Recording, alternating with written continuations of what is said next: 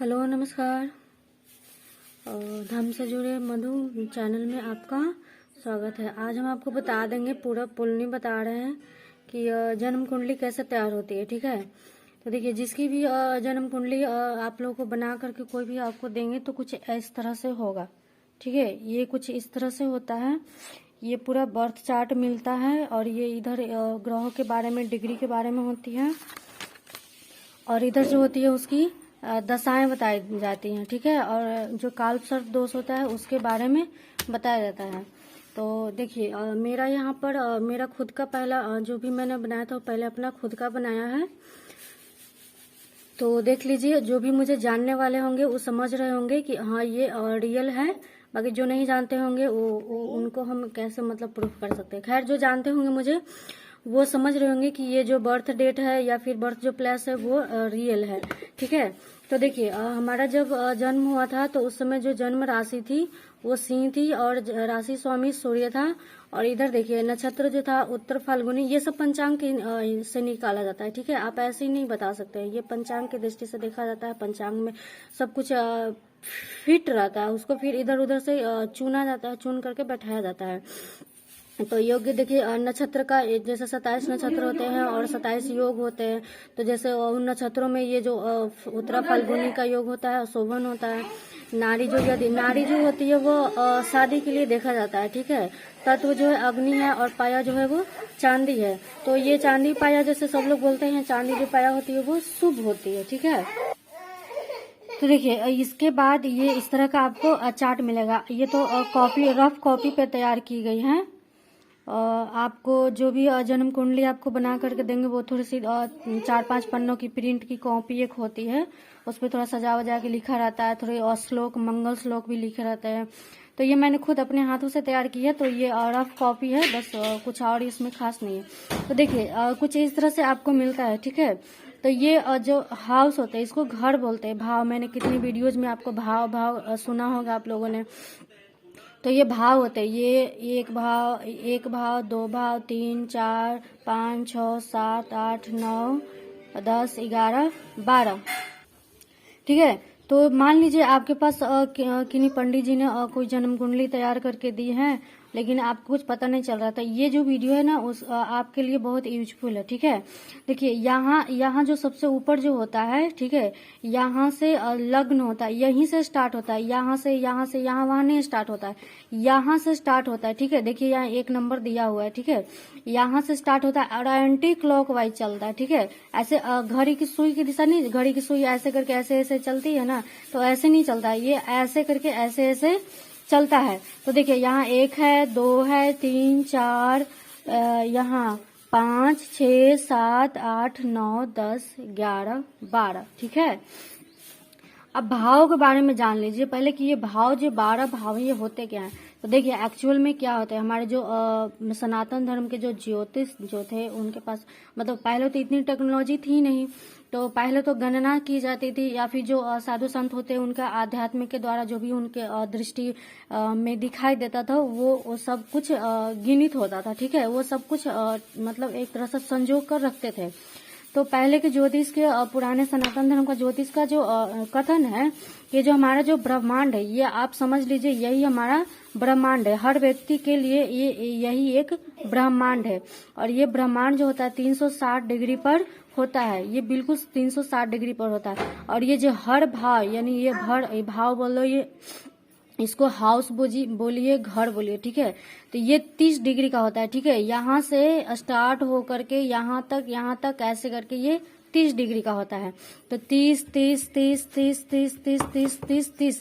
ठीक है, ये पूरा 30 है और ये 12 है ना, 1, 2, 3, 4, 5, 6, 7, 8, 9, 10, 11, 12। तो 30 में 12 से आप मल्टीप्लाई कीजिएगा तो 360 आ ही जाता है। तो ये मान करके चलिए कि हर व्यक्ति, ऐसा नहीं है कि जिसकी कुंडली बनी है उसी का सिर्फ जन्म कुंडली होता है, जिसकी नहीं बनी है उसकी नहीं होती।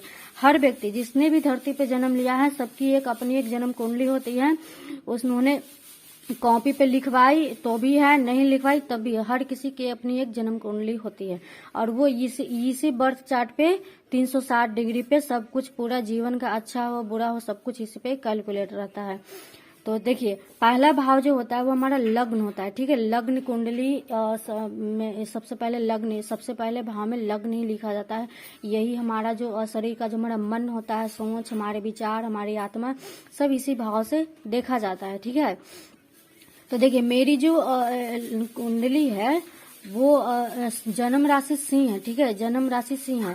लेकिन यहाँ पर लग्न जो है वो कन्या लग्न है। तो जन्म राशि जो होती है सिंह है, तो यानी यहाँ पर 5 है, 5वीं राशि है ना। आप लोग देखिएगा, सर्च कीजिएगा कि 12 राशि कितने हैं, उसमें आपका सिंह जो होगा वो 5वें नंबर पर होगा। तो लग्न जो होता है वो एक आजाद मतलब एक आगे बढ़ जाता है। जैसे कहने का मतलब है कि सिंह राशि जो है वो 5वीं राशि तक चल चुकी है, उसके बाद वो 6ठी राशि में आएगी। तो यहाँ से लग्न जो होता है वहां से 6ठा से यहाँ से इंगित किया जाता है। किसी भी तरह से आप करिएगा वो यहाँ पे लग्न में 6 आता ही है। जैसे ये जो चार्ट आपको दिखा रहे हैं ये उत्तर भारतीय चार्ट है, ठीक है। दक्षिण भारतीय चार्ट कुछ दूसरे तरह का होता है, वो मेरी अभी समझ में नहीं है, उसके पर भी कभी रिसर्च करेंगे, ठीक है। तो यहाँ पे यहाँ से कन्या लग्न की मेरी जो कुंडली है, ठीक है, मेरी जो जन्म कुंडली है वो कन्या लग्न की है। तो कन्या लग्न की है तो यहाँ से 6 है, ठीक है, यहाँ से 6 से स्टार्ट हो गई। हालांकि ये है 1 नंबर का ही भाव, ठीक है, लेकिन यहाँ से 6ठी राशि से शुरू हो रही है, 6ठी राशि। तो यहाँ से 6, 7, 8, 9, देखिए 10, 11, 12, फिर यहाँ से 1, ठीक है, 13 नहीं जाएगा, 13 कैसे चल जाएगा, फिर से शुरू होगा 1, 2, 3, 4, 5 है ना, यहाँ 5 है। अब इसके बाद जो पंचांग होते हैं उसमें सब दिखाए जाते हैं कि कौन सी राशि में, जैसे आप लोग कितने सारे कहीं देखे होंगे कि ये ग्रह इस राशि में परिवर्तन हो रहा है, ये ग्रह इस राशि में गोचर कर रहा है। तो कुछ इसी तरह पंचांग में होता है। तो जो 6ठी राशि थी, गुरु, जो देखिए 6ठी राशि में गुरु था, गुरु का स्थान था, 6ठी राशि में गुरु का स्थान था। 7वीं राशि में कोई राशि नहीं थी। 8वीं राशि में राहु का स्थान था और 9वीं राशि में 2 है, सूर्य और बुध है, ठीक है। 10वीं राशि में शनि है और 11वीं राशि में शुक्र है। 12वीं राशि में भी कोई राशि नहीं थी, मतलब कोई ग्रह नहीं था। फिर पहली राशि में भी कोई ग्रह नहीं था। फिर दूसरी राशि में केतु था और तीसरी राशि में फिर मंगल था और चौथी राशि में भी कोई ग्रह नहीं था। फिर 5वीं राशि में चंद्र था, ठीक है। अब आप जान लीजिए कि हाउसों का हमारे जीवन में किन चीजों में कैसे कैसे, जैसे मैंने आपको ग्रहों की जानकारी दी थी तो उस समय मैंने बताया था कि चंद्र जो होता है वो हमारे मन, मतलब हमारे 2 चीजों पे कारक होता है, मन का कारक मतलब और हमारे संबंधों का कारक होता है, ठीक है। तो यहाँ से सब चीजें हमारे जीवन की जितनी भी अच्छी बुरी जितनी भी चीजें होती हैं वो इन्हीं पर रहती हैं। हर भाव में अलग अलग चीजें रहती हैं। तो ये हमारा लग्न होता है, ये हमारी चरित्र को दर्शाता है, ठीक है, ये हमारे चरित्र को दर्शाता है, ये हमारे विचार को, हमारी भावना को, हमारे अंदर क्या चल रहा है उसको दर्शाता है। ये जो होता है ये हमारे धन का, एक तरफ हमारे धन का और एक तरफ हमारे कुटुंब का दर्शाता है। तो देखिए पहले राशियों को हम आपको बता देते हैं कि राशियां जो होती हैं वो 12वीं राशि में कौन कौन होती है, ठीक है। देखिए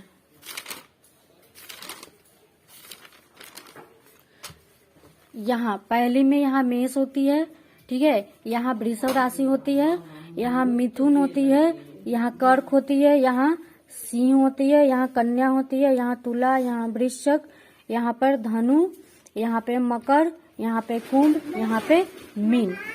ये राशियां फिक्स होती हैं, ठीक है।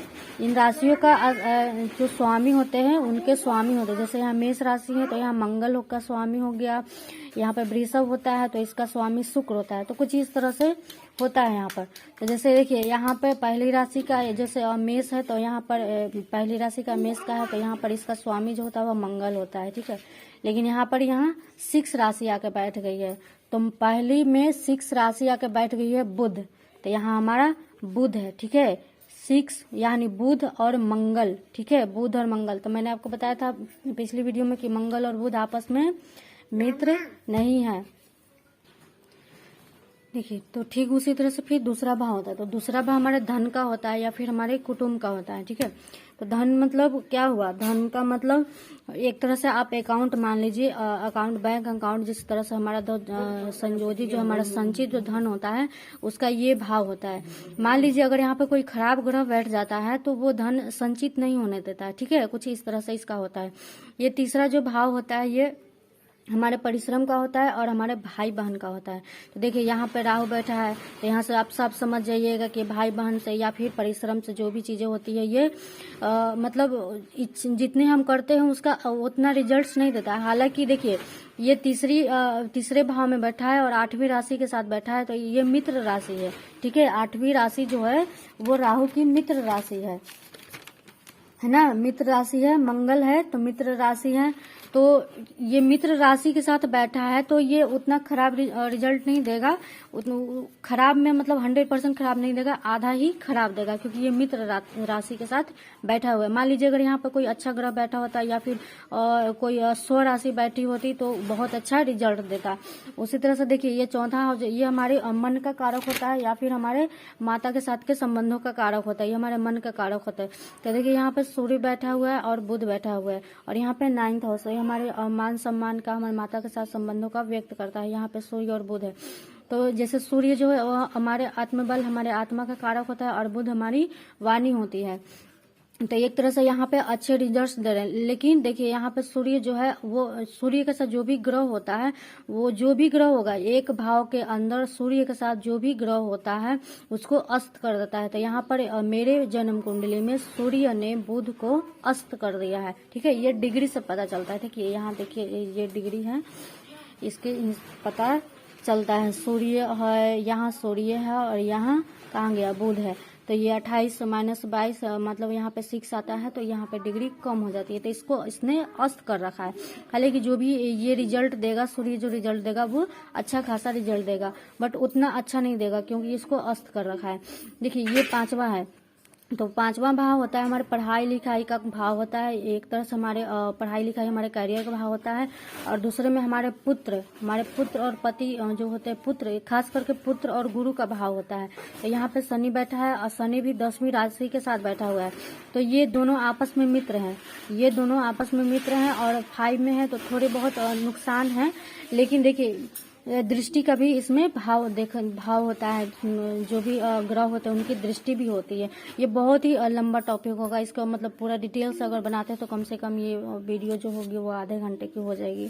खैर ये जो देखिए ये जो 6th हाउस होता है ये बहुत ही खराब होता है। यहाँ से ये 6th हाउस में जो भी ग्रह होते हैं वहां से बीमारियों का होता है, जितना मतलब दुर्घटना होती है, कोर्ट कचहरी जैसे सारी कुंडली का निचोड़ अगर आप समझिए तो कुंडली में 6, 8 और 12 ये तीनों जो भाव होते हैं बहुत ही खराब भाव होते हैं। हमारे दुखों का जो भाव होता है उस तरह से आप समझिए। और पहला, 5वां और 9वां, ठीक है, और कुछ 10वां। पहला, 5वां, 9वां और 10वां ये हमारे अच्छे होते हैं। ठीक है, बाकी ये तो हमारे संचित धन का होता है। बाकी ये जो होते हैं ये सब मिले जुले होते हैं। और ठीक है, ये तो दुर्घटना को हो गया। तो देखिए यहाँ पे शुक्र मेरा बैठा हुआ है और ये 11वीं राशि के साथ बैठा हुआ है। तो शनि है, 11वीं राशि जो होती है वो शनि की होती है। हालांकि स्व राशि है, ठीक है, मतलब मित्र राशि के साथ बैठे हुए हैं, लेकिन यहाँ पे 6 बैठा हुआ है। और चूंकि ये बुध का भी मतलब एक तरह से एक मित्र है, लेकिन फिर भी ये मतलब दुर्घटना या फिर रोग जो कष्ट होते हैं उसमें बैठा हुआ है। तो कहीं ना कहीं शुक्र से संबंधित जो प्रॉब्लम्स होगी वो मुझे हुई भी है, और आगे भी जब इसकी दशा महादशा जब चलेगी तो वो होती रहेंगी। ठीक है, उसी तरह से ये 7th हाउस देखिए, जीवन हमारी कुंडली में ये जो 7th हाउस होता है वो हमारे वैवाहिक जीवन का होता है। ठीक है, ये हमारे वैवाहिक जीवन का होता है। पति अगर किसी लड़की की कुंडली है तो उसका भी वैवाहिक जीवन होगा, और किसी लड़के की कुंडली होगी उसका भी वैवाहिक जीवन को शो करता है। ठीक है, तो देखिए 7वां जो होता है वो तुला राशि है ना। तुला राशि का स्वामी जो होता है वो शुक्र होता है। ठीक है, तुला राशि का शुक्र होता है। तो शुक्र ही हमारे जीवन, मैंने कितने वीडियोज में मैंने बताया था कि मतलब गुरु जो होता है एक मिठाई की तरह होता है, और शुक्र जो होता है उसमें रस की तरह होता है। तो शुक्र जो होता है हमारे जीवन में मतलब क्या कह सकते हैं उसको, जैसे एक अच्छी खासी वैवाहिक जीवन को पूरा प्यारमय भरा, कुछ इस तरह से आप समझ जाइए, तो शुक्र का योगदान रहता है। तो देखिए यहाँ पे 12th है राशि है, यानी मीन राशि बैठी हुई है, और मीन राशि के जो होते हैं वो गुरु होते हैं ना। आप देखिएगा, सर्च कीजिएगा कि मीन राशि के स्वामी गुरु है, आपको गुरु दिखाई देगा। तो यहाँ पे गुरु है, हालांकि अच्छे रिजल्ट ही देंगे। लेकिन देखिए इस 7वें की जो राशि है, 7वीं राशि की जो स्वामी है वो यहाँ पे बैठा हुआ है। तो कुछ अच्छे भी रिजल्ट्स देगा क्योंकि यहाँ गुरु है, और कुछ खराब रिजल्ट्स भी देगा क्योंकि यहाँ शुक्र है। तो जो भी मुझे जानते होंगे वो समझते होंगे कि जीवन में कभी खुशी कभी गम चलते रहता है हमारे, और मतलब क्या कह सकते हैं उसको, हमारे शादीशुदा जीवन में कभी खुशी कभी गम चलते रहता है। तो गुरु है वो मतलब खुशियां देगा, और शुक्र है वो कहीं ना कहीं मन को थोड़ा बहुत खट्टा मीठा करते रहेगा। फिर यहाँ देखिए 8वां है, तो 8वां में जो होता है वो हमारे मृत्यु का भाव इसको माना जाता है। ये हमारे 8th हाउस जो होता है वो हमारे मृत्यु का होता है, या फिर मृत्यु कल मतलब मृत्यु के समान जो कष्ट होता है उसका भाव होता है। तो देखिए यहाँ पर एक राशि, पहली राशि यहाँ तो मंगल है, तो मंगल मेरे वाकई में मेरा मंगल खराब है, मुझे हमेशा आए दिन चोट लगती रहती है, या फिर खाना बनाते समय मेरा जो हाथ होता है वो जलते रहता है। और मंगल जो होता है वो थोड़ा उग्र भी होता है, तो मुझे वैसे तो मुझे उतना गुस्सा आता ही नहीं, लेकिन जब आ जाता है तो उतना जल्दी कंट्रोल नहीं होता है। तो ये कहीं ना कहीं मेरे लिए ये खराब है, ठीक है।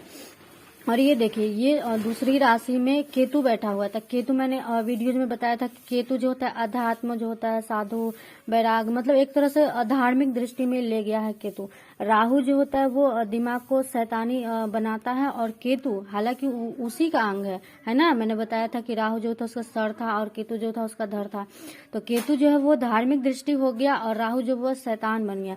तो यहाँ पर मेरा 9th हाउस में केतु बैठ गया, और जो कि दूसरी राशि के साथ बैठ गया। तो दूसरी राशि यानी शुक्र है, तो शुक्र यहाँ पर देखिए यहाँ खराब मतलब खराब में बैठ गया है। तो शुक्र है तो थोड़ा खराब देगा और थोड़ा अच्छा रिजल्ट्स देगा, क्योंकि यहाँ पर मैंने वीडियोज बना रखी है, मतलब आप लोग समझ रहे होंगे कि वाकई में यहाँ पर केतु है। तो आप समझ गए होंगे कि मेरे वीडियोज के माध्यम से आप समझ गए होंगे कि किसी न किसी तरह से ये केतु जो है 9th हाउस में मेरे लिए आध्यात्मिक, क्योंकि मेरा चैनल ही हो गया वैसा। और मुझे पहले पता नहीं था, मुझे अपनी जन्म कुंडली क्लियरली मैंने कम से कम 4-5 दिन पहले अपनी जन्म कुंडली मैंने तैयार की।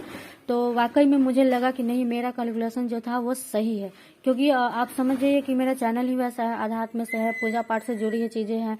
और यहाँ लग्न भाव में गुरु है, तो गुरु जो है सीधा हमारे जो गुरु क्या है, गुरु जो हमारे पूजा पाठ धार्मिक डाउन टू अर्थ कुछ ऐसा होता है, मतलब सात्विक विचारों वाला होता है। तो यहाँ गुरु है, और गुरु जो है वो अच्छे रिजल्ट्स दे रहा है, ठीक है। और बुध लग्न में बैठा हुआ, मतलब कन्या लग्न का है, तो बुध और गुरु आपस में मित्र ही है, तो वो अच्छे रिजल्ट दे रहा है। तो इसकी दृष्टि देखिए, इसकी दृष्टि भी बताएंगे। तो देखिए यहाँ पर इसका, तो ये समझ गए केतु, मतलब मान लीजिए जितने भी आपको पूजा पाठ वाले या फिर धार्मिक गुरु जितने भी होंगे, उनके पक्का 9th हाउस में केतु या फिर गुरु बैठे होंगे, ठीक है। आप इतना समझ जाइए। ये डिफिकल्ट है बताना कि कितनी डिग्री पर है, क्योंकि डिग्रियां भी मायने रखती हैं, और डिग्रियां मायने रखती है। तो मेरा जो बाल्यावस्था में है, ठीक है, मेरा केतु जो है वो बाल्यावस्था में है, और ये सम है, ठीक है। बाल्यावस्था में है तो वो 25% ही मतलब मुझे रिजल्ट्स देगा। कहने का मतलब मेरा उतना वो बड़का वाला साधु नहीं बन पाएंगे, आप इतना समझ जाइए, ठीक है। तो ये देखिए 10वां भाव, यानी हमारा जो 10वां भाव होता है हमारे कर्म का होता है। एक तरह से मान के लीजिए आपका व्यवसाय, आपका नौकरी, जो भी आपका होता है जीवन उपयोगी, जो हमारा जो जीविका पार्जन जिसको कहते हैं। तो यहाँ मेरा मंगल बैठा हुआ है, और ये मंगल जो है वो तीसरी राशि के साथ बैठा हुआ है। तो तीसरी राशि किसका है भाई? तीसरी राशि किसका है? बुध का है ना। तीसरी राशि बुध का है, तो यहाँ पर क्या हो गया, मंगल और बुध आपस में शत्रु हो गए। तो यह मंगल मेरा अच्छे रिजल्ट नहीं देगा, ठीक है। वो अधिक परिश्रम करवाएगा, या फिर अपरिश्रम के दौरान मंगल मैंने बताया था उग्र स्वभाव, तो गुस्सा जितनी भी मतलब एक तरह से मतलब अच्छा नहीं देगा, ठीक है। ये मंगल मेरे लिए खराब ग्रह है, मारक ग्रह माना गया है। तो ये देखिए अब यहाँ पर 11 भाव जो होता है वो हमारे क्या कहते हैं उसको, ये हमारी कमाई का होता है। मतलब मान लीजिए कैसे हम आपको बताएं, आज हम 100 रुपया कमाए हैं, तो ये हमारा यही है, 100 रुपया यही है। और एक महीने में हमारे अकाउंट में 1000 रुपये है, तो ये हमारा 1000 रुपया है। यहाँ हमारी कमाई है 100 रुपया, यहाँ हमारी 1000 है। इस तरह से आप समझ जाइए। तो यहाँ चौथी राशि है, तो चौथी राशि यहाँ हमारा चंद्रमा है। तो मान लीजिए चंद्रमा, अगर हमारा चंद्रमा अच्छा रहता है तो अच्छा खासा होगा, और चंद्रमा अगर खराब रहेगा तो अच्छा खासा नहीं होगा। और यहाँ 12वीं राशि में देखिए यहाँ चंद्रमा बैठा हुआ है, जो कि 5वीं राशि के साथ बैठा हुआ है। तो 5वीं राशि सिंह है ना, 5वीं राशि सिंह है, सिंह के साथ चंद्रमा बैठा हुआ है। तो सिंह का ठीक है, सूर्य है तो सूर्य और चंद्रमा का युति अच्छा खासा ही देता है। तो लेकिन फिर भी ये 12वीं राशि में गुरु है, तो गुरु के साथ चंद्रमा बैठा हुआ है, तो चूंकि ये हमारा कन्या लग्न का कुंडली है, ठीक है, तो ये हमारी पूरी जन्म कुंडली में बुध बहुत बड़ा इंपॉर्टेंट है, ठीक है। बुध इंपॉर्टेंट है, तो बुध की बाकी की राशियों के साथ जो मित्रता होगी वो अच्छे रिजल्ट देगा, लेकिन जिन राशियों के साथ शत्रुता होगी वो अच्छे रिजल्ट नहीं देगा। तो बुध के साथ चंद्रमा, मैंने वीडियो में बता रखा है कि बुध और चंद्र आपस में मित्र नहीं है, शत्रु है, तो ये कहीं ना कहीं खराब रिजल्ट देगा। इसकी दशा, महादशा, अंतरदशा, प्रत्यंतदशा जब भी चलेगी तो ये खराब रिजल्ट देगा। और मैंने एक और वीडियोज में मैंने बताया पहले ही, बहुत पहले ही, मतलब जब मैंने शुरू में बनाया था तो उसी टाइम मैंने बता दिया था कि मेरा चंद्रमा खराब है, क्योंकि ये लक्षणों से पता चल जाता है। जब आप इस दृष्टि में, इस चीज में आप आ जाएंगे, आप इन्वॉल्व कर लेंगे, तो आपको लक्षणों से पता चल जाएगा कि आपको कौन सा ग्रह खराब है, कौन सा ग्रह खराब नहीं है। तो हालांकि मुझे तो 4-5 दिन पहले पता चला कि वाकई में ये ग्रह खराब है, वाकई में ये ग्रह अच्छा है, लेकिन एनालाइज मुझे बहुत पहले से ही होता रहता था कि वाकई में ये ग्रह मुझे खराब फल दे रहा है और ये ग्रह मुझे खराब मतलब अच्छे फल दे रहा है।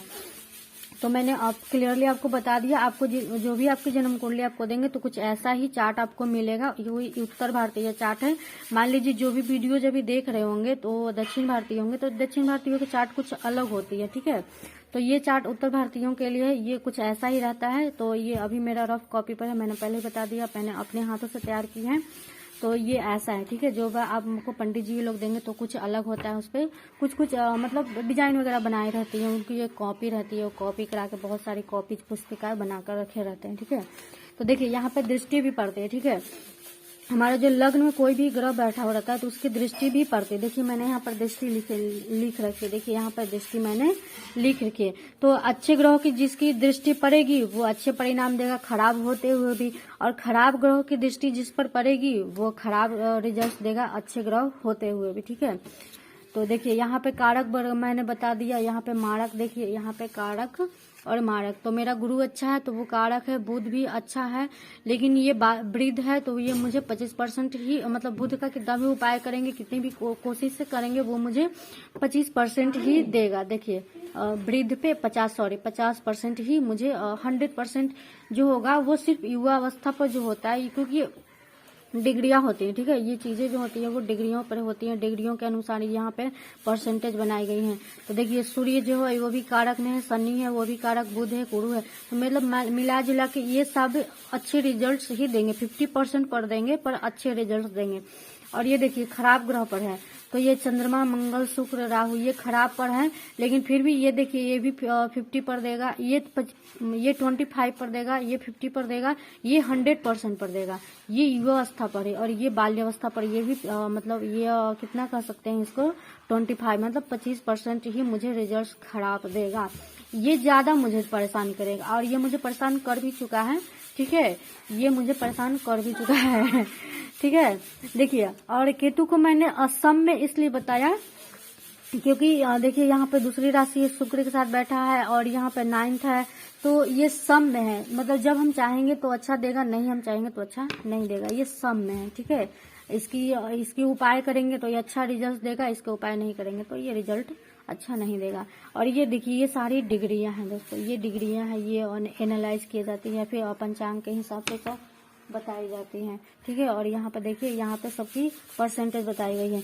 यहाँ पे दृष्टि मैंने देखो बता दी है कि अच्छे ग्रहों की दृष्टि खराब पर पड़ेगी तो वो अच्छे रिजल्ट देगा, और खराब ग्रहों की दृष्टि अच्छों पर पड़ेगी तो वो खराब देगा, मतलब मिला जुला। यहाँ देखिए यहाँ दशा, महादशा, देखिए यहाँ पर अभी मेरी राहु की महादशा चल रही है, तो मैंने आपको बताया था कि राहु मेरा बाल्य है, बाल्य मतलब 25% है, तो वो कुछ भी करेगा वो मुझे खराब रिजल्ट्स दोगा, वो 25% ही देगा। मान लीजिए यहाँ पे राहु मेरा युवा पे होता है, ठीक है, यहाँ पे युवा पे होता है, तो ये मुझे 100% रिजल्ट देता। अगर 100% किसी की भी कुंडली में रिजल्ट देता है तो वो आदमी जो होता है वो गलत रास्ते पे चला जाता है, जिस भाव में बैठा होगा उसको गलत रास्ते पे ले जा, सीधे उल्टा कर देगा। मान लीजिए यहाँ पे बैठा होता और 100% रिजल्ट देता, तो यहाँ जो है चरित्र से चरित्रहीन बना देता।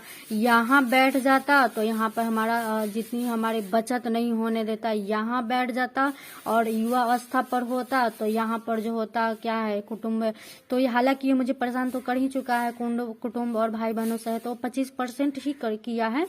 और जब मैंने जाना तो मैंने उसको उपाय किए, तो ये धीरे धीरे मतलब अच्छे नहीं कर सकते हैं, पर वो परेशान नहीं कर रहा है। ठीक है, यहाँ पे होता तो ये हमारे बहुत ही खराब रिजल्ट देता है, ये हमारे मान सम्मान, हमारे माता के साथ के संबंधों को दर्शाता है। यहाँ पे होता तो बहुत ही खराब रिजल्ट देता है, हमारे पुत्र के प्रति जो भी हमारा पुत्र होता है, या फिर हमारा जो पढ़ाई लिखाई होता है उस पर ये बहुत ही बुरा प्रभाव करता है, मतलब पढ़ने लिखने में मन। मान लीजिए चंद्र के साथ राहु अगर युति बनाता तो बहुत ही खराब रिजल्ट आप लोग देखते होंगे। कितने सारे आप लोग यूट्यूब पर वीडियो देखते होंगे कि फलने ने ऐसा किया, फलने ने वैसा। तो कहीं ना कहीं राहु जो होता है वो बलवान होता है। तो थैंक गॉड जो ऊपर वाले ने इस ऐसे समय पर मेरा जन्म दिया कि राहु कम से कम 25% ही फल दे रहा है। ठीक है, ये ऐसा नहीं है कि आपको मेरी कुंडली में ही, हर किसी की कुंडली में राहु होता है। ठीक है, क्योंकि हर किसी की कुंडली में कहीं ना कहीं इस हाउस पे, इस हाउस पे, इस हाउस पे, इस हाउस पे किसी न किसी की कुंडली में राहु होगा ही। लेकिन पॉइंट ऑफ व्यू ये होता है कि वो कहाँ बैठा हुआ है। ठीक है, हर किसी की कुंडली में राहु और केतु क्या होता है। राहु केतु, देखिए राहु केतु हम आपको बता रहे हैं। मान लीजिए यहाँ सूर्य है, ठीक है, और यहाँ ये सूर्य है, ठीक है, और यहाँ पृथ्वी है, ठीक है, ये पृथ्वी है, और इसका चक्कर जो होती है वो चंद्रमा लगा रही होती है। तो ये जो क्रॉस है, ठीक है, ये जो क्रॉस है ये राहु है और ये केतु है, तो ये 180 डिग्री पर होते हैं। ठीक है, तो ये हर किसी के जीवन में होता है। ऐसा नहीं है कि हमने आपको बताया तो सिर्फ हमारे जीवन में, नहीं, ये हर किसी के जीवन में। जिस आपको डाउट हो तो आप बनवा करके पता कर लीजिएगा। तो ये 180 डिग्री पे इसका होता है। मान लीजिए, देखिए सबसे बड़का जो दिक्कत वाली बात होती है वो राहु जो इसमें नहीं होना चाहिए। ठीक है, इसमें नहीं होना चाहिए। इसमें अगर हो जाता है ना तो यही काल सर्प दोष बनाता है और कहीं ना कहीं पितृ दोष भी बनाता है और बहुत ही खराब रिजल्ट देता है। तो केंद्र में नहीं होना चाहिए, ये केंद्र है ना, ये केंद्र है, तो यहाँ नहीं होना चाहिए राहु, यहाँ नहीं होना चाहिए, यहाँ नहीं होना चाहिए, यहाँ नहीं, किसी एक जगह। देखिए राहु जहाँ बैठा होता है वहां से सीधे जो होता है वो 7वां घर केतु का होता है। देखिए यहाँ राहु है, 1 2 3 4 5 6 7 केतु आ गया। मान लीजिए यहाँ राहु बैठेगा तो 1 2 3 4 5 6 7। तो कभी भी भगवान से आप प्रे कीजिए कि आपकी जन्म कुंडली में राहु सेंटर में नहीं होना चाहिए। अगर वो सेंटर में होता है तो बहुत खराब रिजल्ट देता है, बिल्कुल रास्ते से भटका देता है। ठीक है, तो देखिए यहाँ पर हमारी राहु की महादशा चल रही है जो मेरी 13 दिसंबर को स्टार्ट हुई थी, जो मुझे 12 दिसंबर तक 2033 तक चलेगी, क्योंकि राहु की महादशा 18 वर्षों तक चलती है। ठीक है, ये हर किसी के जीवन में राहु की महादशा 18 वर्षों की चलती है और शनि की याद नहीं, शायद 19 वर्षों की चलती है। तो देखिए शनि की अंतर्दशा चल रही है, तो शनि मेरा अच्छा है तो वो अच्छे रिजल्ट ही देगा। ठीक है, शुक्र है तो वो खराब रिजल्ट देगा, क्योंकि देखिए प्रत्यंतर दशा, क्योंकि देखिए महादशा 18 वर्षों की जिसकी भी चलेगी वो उसका फिक्स टाइम होता है, उतने वर्षों तक चलेगी। और अंतरदशा जो होती है वो 1.5 साल तक चलती है। देखिए यहाँ से 1.5 साल हो गया ना, यहाँ से आप काउंट करेंगे तो 1.5 साल 1.25 साल के आसपास अंतरदशा चलती है। प्रत्यंतर दशा जो होती है वो 6 महीने की चलती है। सूक्ष्म दशा जो होती है वो मतलब 1 हफ्ते की चलती है। और प्राण दशा जो होती है वो 1 से 2 दिनों की चलती है। ठीक है, तो देखिए मैंने बनाया है मेरा आज 11 मार्च, कल मेरा केतु का प्राण दशा स्टार्ट हुआ है जो कि कल तक चलेगा। तो केतु अच्छे रिजल्ट्स दे रहा है तो अच्छा, जाहिर सी बात है वो अच्छा ही होगा, खराब नहीं होगा। और चंद्रमा की चल रही है सूक्ष्म दशा, देखिए 4 मार्च को स्टार्ट हुई थी जो कि 19 मार्च तक चलेगी। तो चंद्रमा मेरा अच्छा नहीं है तो कहीं ना कहीं सर में दर्द करेगा या फिर मानसिक परेशानी देगा, कुछ भी ऐसा। क्योंकि हम लोग एक लाइफ में रहते हैं ना, हम लोग साधु संत तो है नहीं कि वन में जाके बैठ गए कि कोई परेशान नहीं करे होता है। फैमिली में रहते हैं तो हर कोई किसी न किसी 24 घंटे में एक टाइम परेशान होता ही है, किसी से भी परेशान हो तो वो कहीं ना कहीं मेरा खराब रिजल्ट देगा। ठीक है, तो ये कुछ इस तरह से होता है। देखिए काल सर्प दोस्त, तो मेरा राहु जो है वो दूसरे हाउस में है ना, दूसरे हाउस सॉरी तीसरे में बैठा हुआ है, राहु तीसरे में बैठा हुआ है, 1 2 3 में बैठा हुआ है। तो 3 में बैठा हुआ है तो उतना घातक नहीं है। घातक तो कब होता है, सेंटर में होने पे घातक होता है। तो फाइनली मेरा जन्म कुंडली जो था वो तैयार हो चुका है, आप लोगों ने देख लिया। और मान लीजिए अगर किसी को कहीं कोई कंफ्यूजन हो रही है तो वो कमेंट कीजिए। और वीडियो सही में काफ़ी लंबा हो गया, 29 मिनट 46 सेकंड, बाप रे। तो फाइनली ये कंप्लीट हो चुका है।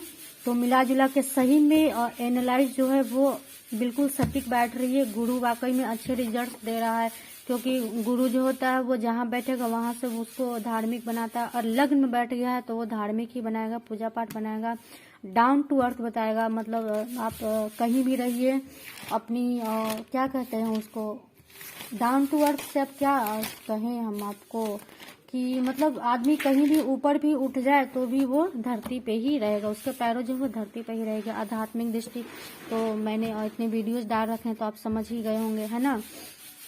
और ऐसा नहीं होना चाहिए कि आप लोगों को लगे कि ये मैंने जानबूझ कर, नहीं, आप किसी से भी कहीं भी ये डेट ऑफ बर्थ, ये टाइम नहीं बताया मैंने, 1 सेकेंड, 11:30 PM है, ठीक है। ये आप कहीं भी बहुत सारे जन्म कुंडली के ऐप्स हैं, आप कहीं भी डालिएगा तो ये चार्ट आपको मिल जाएगा, ठीक है।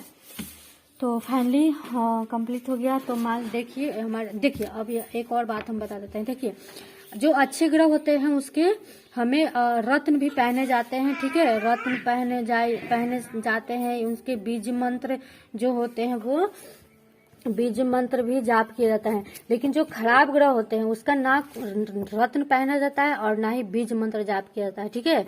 तो इसका जो होता है वो दान किया जाता है। दान करने से इसके जो खराब जो परिणाम होंगे वो हमको मिलने धीरे धीरे करके कम हो जाता है। वो खत्म नहीं होगा। वो खत्म कैसे होगा, यहाँ पे फिक्स हो गया है।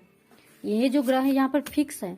एक गोचर होता है, वहां से जब कोई ग्रह जब चलते हैं तो वो अलग चार्ट बनती है। तो ये इसके खराब जो ग्रह होते हैं उनके दान होते हैं, और जो अच्छे होते हैं उसके रत्न पहने जाते हैं, और बीज मंत्र जो होता है वो जाप किया जाता है। तो मेरा ये अच्छा है, इसका भी बीज मंत्र कर सकते हैं हम, रत्न पहन सकते हैं हम। हालांकि मैंने ऐसा कुछ पहना नहीं है, ठीक है। इसका मैंने कुछ नहीं किया। ये भी अच्छा है, ये भी अच्छा था, मतलब मिला जुला के सबसे अच्छा यही है, ठीक है। तो इसका हम बीज मंत्र जाप करते हैं तो ये मुझे अच्छे रिजल्ट दे रहा है, तभी मैं आपके सामने हूँ, है ना। तो फाइनली देखिए हो गया है, कंप्लीट हो गया है। चलिए, जिनको समझ में आए वो अच्छी बात है, जिनको नहीं समझ में आए उनको राधे राधे, जिनको समझ में आए उनको भी राधे राधे।